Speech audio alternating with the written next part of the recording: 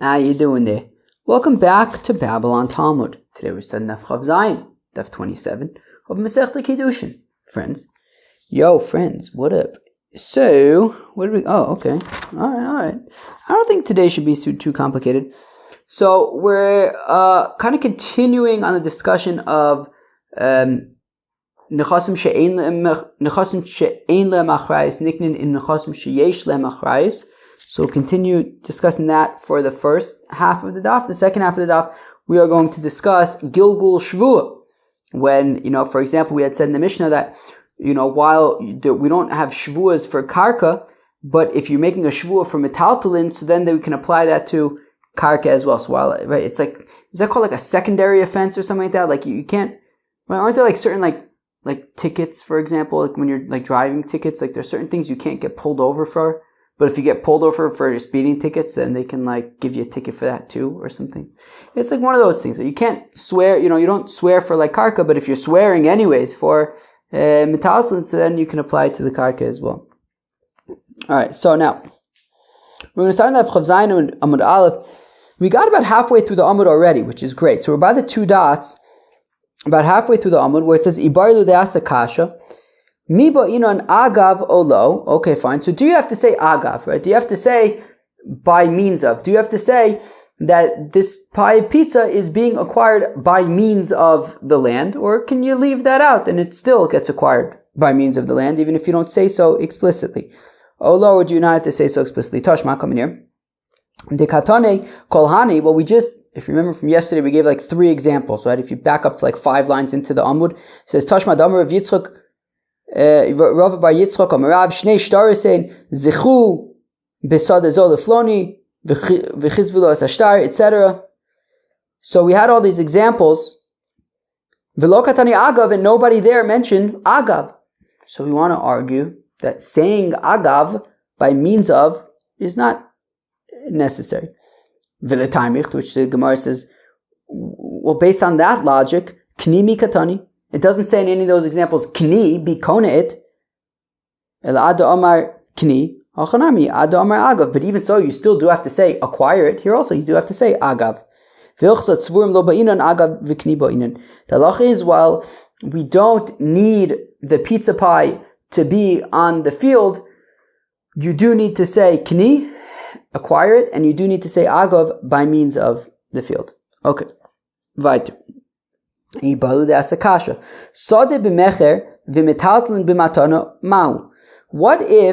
Shimon wants to sell his field to Reuven, and that's a sale, but the pizza pie that's on the field is a gift? He's giving, right? He's going to sell the field to Reuven for $1 million, and he's going to give the pizza pie for free. Tashma, come in here. Isur shani osid lamod nasun liyoshua mukom muska lo shmamina. Tada. Right, we had said towards the end of the daf yesterday, a Maisa with Rabbi Gamliel who was on a boat, and Rabbi Yeshua and Rabbi Akiva were there, and Rabbi Gamliel says that he's giving as a gift Meiser to Rabbi Yeshua, and he's renting the space where that Meiser is to Rabbi Yeshua, and by means of, he's renting the space, so that's Mecher, Be'etzin, and by doing so, he's gifting the Metaltalin to Rabbi Yeshua, the Meiser. So again, Tashma Isur Shani Osid Lamod, the Meiser that I'm going to separate as Meiser, Nosun Li Yeshua, I'm giving to Rabbi Yeshua, Umekomo Musker Lo, and right, he's giving it as a gift, and the place, however, is rented, which is a sale. So Shmamina, so you see that yes, that is acceptable, right? You can, right? Shimon would be able to sell his field as a sale and gift the pizza to Reuven. Meaning, sell the field to Reuven and give the pizza to him as a gift. What if he sells, right, Shimon sells his field to Reuven, and by way of the sale of the field to Reuven, he wants to sell the pizza pie.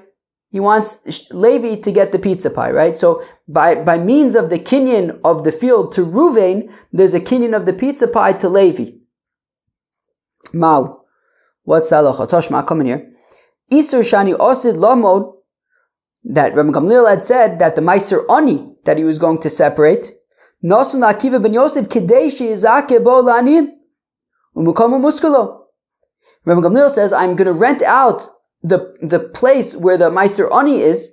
I'm renting that to Rabbi Akiva so that he can be mezaket by way of the kinyan to the aniyim. So we want to say, there you have it.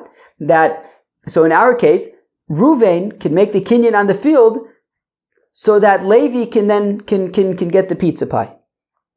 So, and for the Gemara, my muska lemaiser. No, when it says, you can say that by Rabbi Akiva, when it says that it was rented, it didn't mean rented to Rabbi Akiva, it meant rented to the poor people.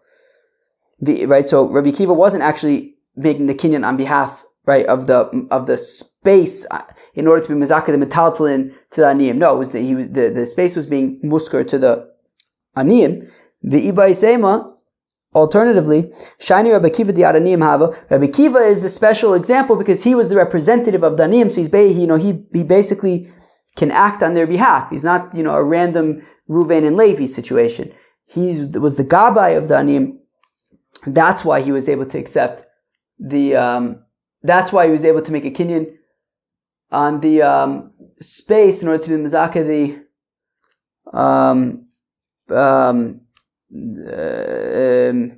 Meiser Ani to the Aniyim. Friends, I have a bad feeling that my neighbors are back.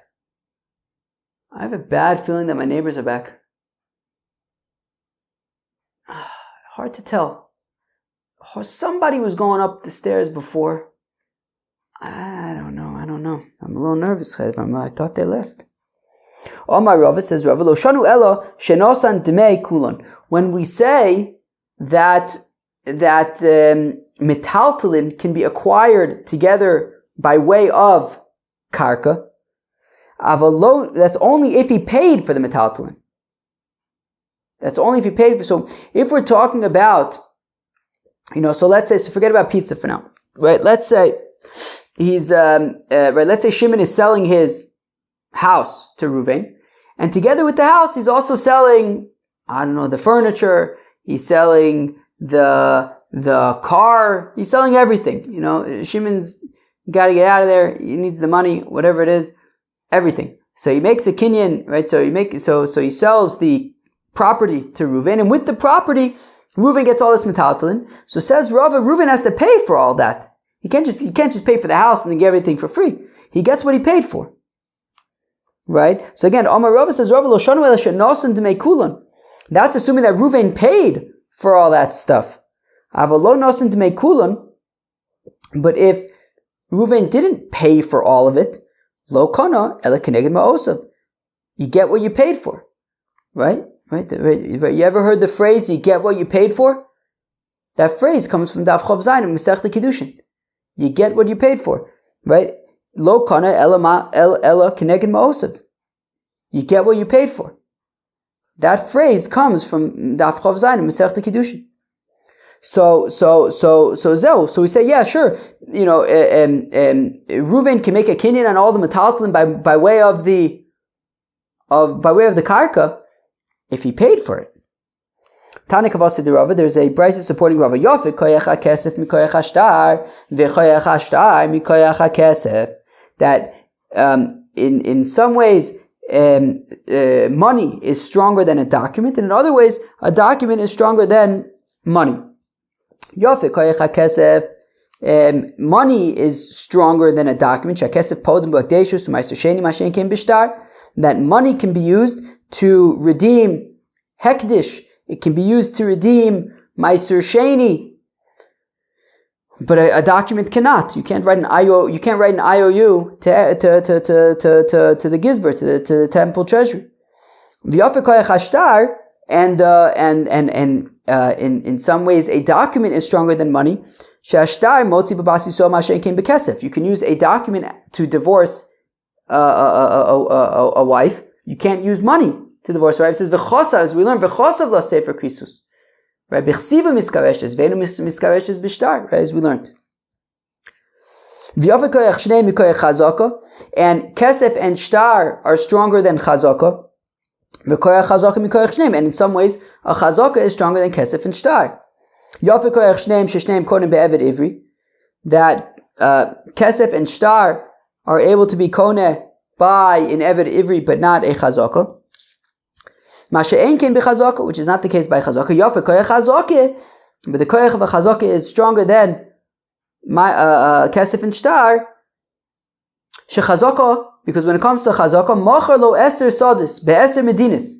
If Shimon sells to Reuven 10 fields in 10 different countries, kevon she'ehzik ba'achas mehem, once Reuven made a chazaka on one of them, kanoim kulam, he acquires all of them. But when is this? Shenosan lo dmei kulam. If Reuven paid for all of them, avalo nosan lo dmei kulam lo konela keneged ma'osav. But if he didn't pay for all of them, then he only gets as much as he paid for. He only gets what he pays for. So Rashi says that basically these additional fields, right? He's making a chazak on one of the fields, and then he's getting all the other fields. That's similar to like when you make a kinyan on the field, and then you get the car and the furniture and all the other stuff. So, and we see you get what you paid for. So that's the support for Rav Meseile the Shmuel. His Taka Oichet supports Shmuel. The Amar Shmuel that Shmuel says, Machalo Eser Sadis Be'eser Medinas. If a fellow sells 10 fields, right? Shimon sells 10 fields to Reuven in 10 different countries. Kevon she'echzik ba'achas me'en. Once Reuven makes a chazaka on one of them, Kana es kulan, he acquires all of them. Amr Rav Acha B'eder Rav Ika Teda, you should know. Shilu Moselo Eser Behemis Be'ifser Echad. If you have 10 animals, and Shimon hands over 10 animals to Reuven with one reins, with one leash. V'Amrlei, and he says Kni, and he says here, acquire these animals. Milo Kani, wouldn't he acquire all of them? So we see, like one acquisition can work for all of them. Amarle midami, to which he responds. Who responds? I guess Shmuel. It says, yeah, but that's not similar to the 10 fields. Hasam igudo biyado ache en igudo biyado. When it comes to the animals, that you have one leash for all of them. So he holds the one leash. He's basically holding on to all of them. So it makes sense that he could be kona all of them at once. That's not muvan me'elav when it comes to 10 fields that are in 10 different countries. So if it's not a good proof. Ikid those say, Amr Vacha B'eder Vika, Teda de lo kani. Vacha B'eder Vika argues that it's not a good kinyan, for the 10 fields in all the different places, because after all, Ilu Masalo Eser Be'emus Be'ifser Echad, if Shimon would give Reuven 10 animals with one leash, V'Amar lo, and he says to Reuven, Zo kni, bikona this one, Mikani, he wouldn't be kona all of them, but midami, but that's not similar. Hasam gufim muchlakim, hacha sadna da'arechadhu. When it comes to the animals, there are 10 separate animals. But actually, when it comes to the 10 fields, it's all the same earth. It's all one earth. It's all one earth. One earth sounds like it sounds like the name of like a re-election campaign that some politician might have and pay like McKinsey, like countless tens of millions of dollars to come up with like a name for their re-election campaign, and they would call it One Earth, and they would put T-shirts and concerts and stuff so that you vote for them. One Earth. So it's like it sounds like it sounds like a slogan. One Earth. Unity. Vote for me. One Earth. And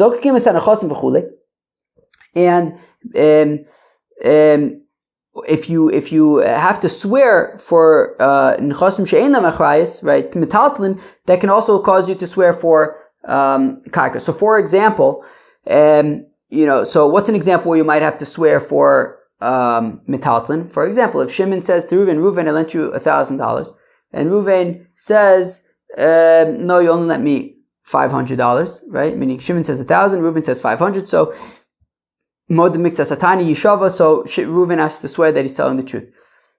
Now, what if also Shimon argues that he lent him a field that was worth $1,000, and Reuven says that no, I guess the field, you only lent me a field worth $500 or whatever. So he wouldn't swear on that because it's karka. But if he's already swearing for the money, the swear would apply to the karka as well. I think that's what it means. So. Okay, so Amar Ula says Ula, Minayin the Gilgul Shvuah in the Torah. How do we know this concept of a Gilgul Shvuah in the Torah? That once already I believe the way I'm understanding Gilgul Shvuah, I hope it's correct, is that not that you would make two separate shvuahs, right? It's not that, you can't swear for karka alone, but once already you're swearing for metaltalin, so then already you can swear for, make two swears, one for metaltalin, one for karka. I don't think that's what it means. I think what it means is that we don't swear directly for karka, but if you're already swearing for metaltalin, so we could throw in the kitchen sink, we could say, you know what, the swear doesn't just apply to the metaltalin, it also applies to the, it's also going to apply to the karka, and you're also swearing that you're telling the truth by not just the metaltalin, but by the karka as well. So where do we see the concept of a gilgul shvua in the Torah? That this concept of, once you're swearing for one thing that you wouldn't swear on directly, but once you're swearing for something that you can swear on directly, we can then also include the thing that you do not swear on directly. So the gilgul shvua min Torah, Shneimar, the pasuk says, "V'amra isha amen amen." It says by a sota that she says amen amen. V'tanan, we learn in the Mishnah in Sota, and what is she saying? Amen twice. Amen ala Allah, amen ala shvur.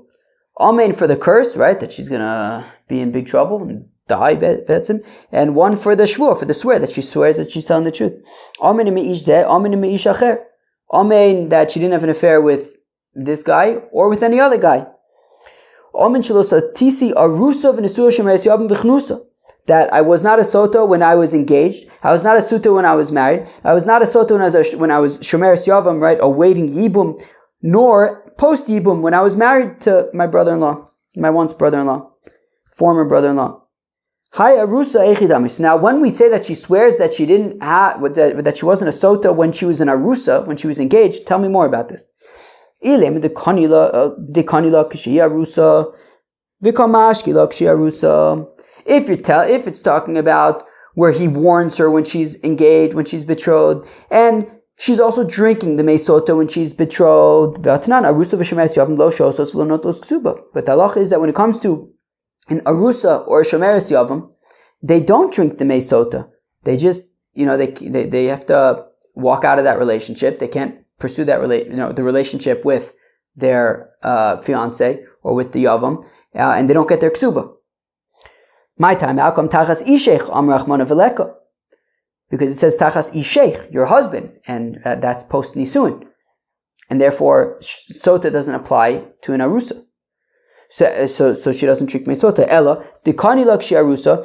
Okay, maybe it's talking about when he warned her when she was an arusa, vinistira kashi arusa, and the stira was right. She secluded herself with the fellow when she was an arusa. And she's drinking the meisota now that she's already married. But then the water would be pointless. They wouldn't actually check her because v'nika ish me'avon amar achmanu, that the Torah says, and the fellow will also be innocent from sin, cleaned from sin. So as long as the husband has not been sinning, then the water will check. Will check his wife, the meisota. But if he is not free of sin, then the waters would not be effective for his wife. And if he warned her when she was in arusa, and she secluded herself when she was in arusa, and then he went ahead and got married to her anyways, that means that he slept with her after kinoi v'stira, which he's not allowed to do. And therefore, that means that he's sinned. And if he's sinned, then the mayim isn't ein bodkin, right? Or are ineffective, which means that it can't be that that's what the pasuk's talking about. So it can't be talking about that she's drinking the meisota when she's in arusa, because arusa doesn't drink meisota. It can't be talking about when there was kinoi and stira when she's in arusa, and now they got married, and now he's giving it to drink the meisota, because that would be pointless, because he's not allowed to be with her. How could they have gotten married? So ela ayidei gilgul.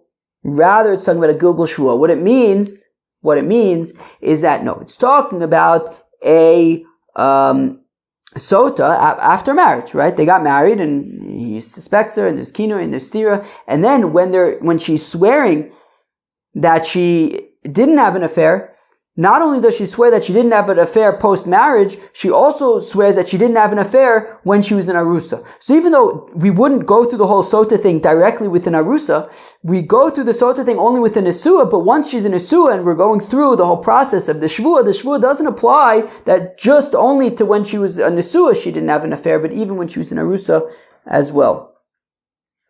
So now says the Gemara, Ashkechon sota the Isura, okay, fine. So we see Gilgul Shvua in the context of Sota. Sota is an Isura, right? Isur Veter, right? Eshes Ish. Mamona Minolin. How do you know that applies to Mominus? For example, Karka and loans, right? Meaning swearing for loans and then being Megalgal on Karka. So Tana Dever Bishmael, he was talking the best mention of Bishmael, Kava Chomer. Well, it's logical. Uma Sota Shalo Nitna Li Tova Beit Echod Megalgalin. A Sota, you don't, go through the whole Sota process with the water and all that stuff with an 8 echod. If you have one witness who says that she secluded herself, you wouldn't drink the mace. She wouldn't drink the mace Sota. One witness would be enough so that she wouldn't drink the mace Sota. Anyways, that's a different thing. But she wouldn't drink the mace Sota. Right, one witness who says that she had an affair. But anyways, one witness is not. She wouldn't drink a mace Sota based on one witness, and yet Gilgul Shvua applies to Sota. So Mamon Shenitan Li Tova Be'ed Echod, Mammon which you can cause a swear Be'ed Echod. So for example, if Shimon says to Reuven, Shimon, I lent you $1,000. Right? Shimon says to Reuven, I lent you $1,000. Reuven says, no, you didn't. So that's what's called Kofer Akol. He's denying. Somebody just came up the stairs. It must be my neighbor, but I don't. Maybe his family left and he's in yeshiva or something. All right, as long as he keeps it down, I don't care. Anyways, so that's what's called Kofer Akol. Reuven's denying all the money, the entire $1,000. In that case, he doesn't swear. But if one witness comes and says, "Wait, I know that Shimon lent Reuven the money," so if there were two witnesses that say that Shimon lent Reuven the money, so Reuven's got to pay. Two witnesses. But if there's one witness, it's enough to make Reuven swear that he didn't receive any money. So now, by Mammon, one witness is enough to force a swear, saying Udin Shemagalglins, and certainly Gilgul Shvua would apply. If by Sota, where one witness is ineffective, Gilgul Shvua applies. So by Mammon, where one witness is effective, certainly Gilgul Shvua should apply. So Ashkechon Bivadai, okay, so that makes sense when it's Bivadai, right? When this one witness is saying, Reuven, you definitely owe Shimon money, so you can so there's a Gilgul Shvua. A suffix Minolan. What if it's a situation where it's a suffix where we're not sure? Tanya Reb Shimon ben Yochai Omer says Reb Shimon ben Yochai Nemer Shvua b'chutz. Well, it says Shvua in things outside of the temple, right? For example, by monetary matters. V'nemer Shvua b'fnim. It also says Shvua inside the temple. For example, a Sota. Ma Shvua Amur b'fnim also by suffix kivadai. So by Sota is a situation of suffix, and we have a Gilgul Shvua. So af Shvua Amur b'chutz asebo suffix kivadai. So also when it comes to non-temple matters, for example, monetary matters, even if it's a situation of suffix, you can have a Gilgul Shvua. Friends, that was Daf Chav Zayin of Masechta Kiddushin. The first part of the Daf, we continued learning about, being Kona Metaltalin by way of Karka. We learned about the concept of you get what you paid for. And then we started learning about Gilgul Shvua, about, being, things that you can't directly swear on, can be included in swearing for things that you can directly swear on. Friends, that was Daf Chav Zayin of Masechta Kiddushin. Hope you enjoyed. Peace out.